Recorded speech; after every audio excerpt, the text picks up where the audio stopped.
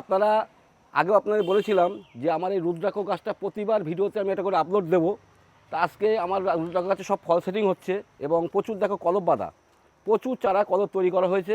এই চারা আপনারা পাবেন এবং দেখুন এই দেখুন রুদ্রাক্ষ সব ধরছে এখন, দেখুন এই যে রুদ্রাক্ষ, শুধু একটা নয়, এদিকে দেখো সব এই যে সব রুদ্রাক্ষ এখন ধরছে, ছোট বড় এই দেখো সব দাদা, এই রুদ্রাক্ষ। যে রুদ্রাক্ষ গাছ আমরা দেখি সব জায়গায় বিক্রি হয়, সেগুলো কিন্তু আদতেই রুদ্রাক্ষ না। এটা চেনার উপায় কি আছে, কিংবা এটা চেনা, এটা কি একমুখী রুদ্রাক্ষ নাকি পাঁচমুখী না রুদ্রাক্ষ? না, রুদ্রাক্ষ একমুখী পাঁচমুখী সাতমুখী কোনো আলাদা গাছ হয় না, আচ্ছা একটি গাছেই হয়। আচ্ছা এক গাছে হয় একমুখীটা খুব রেয়ার, মানে দেখা যাচ্ছে 1000 ফলের মধ্যে একটা হয় কোনো সন্দেহ আছে, ঠিক আছে। তা এই রুদ্রাক্ষ গাছটা আমি আবার পরে আপলোড দেবো। এই রুদ্রাক্ষ ফলটা তখন বড় হয়েছে, তো এরপর আস্তে আস্তে জিনিসটা একটু গোলের দিকে যাবে, গিয়ে এটা কী হবে, পুরো ফেটে যাবে, ফেটে গিয়ে ওর গার কাটা বেরিয়ে যাবে। এই ফলটা কেটে নিয়ে গরম জলে দিয়ে তখন শোধন করে কাটাগুলো প্রসেস করে তারপর ফলটাকে তৈরি করতে হয়। আচ্ছা। আমি পুরো পাটে পাটে দেখাবো আপনাদের। আর এর চারা কিন্তু আপনারা আমার কাছে পেয়ে